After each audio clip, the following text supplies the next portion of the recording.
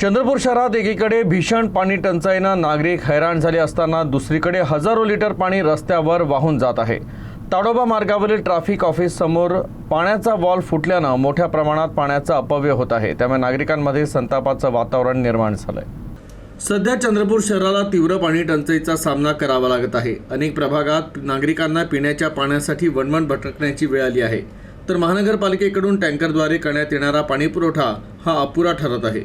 त्यामुळे नागरिकांमध्ये तीव्र नाराजी आहे।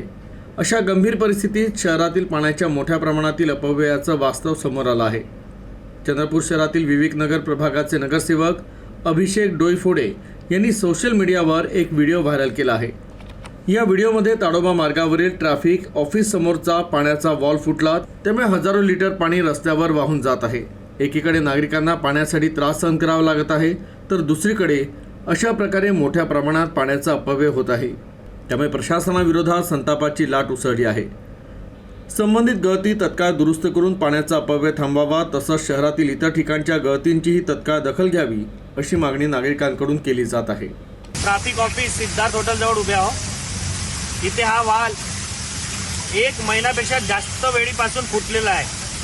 रोज सकाळी दुकुममध्ये पाण्याची टंचाई होते, लोकांना पाणी नाही भेटत आणि हा रोज रात्रीच्या वेळी वॉल असा वाहत जाते।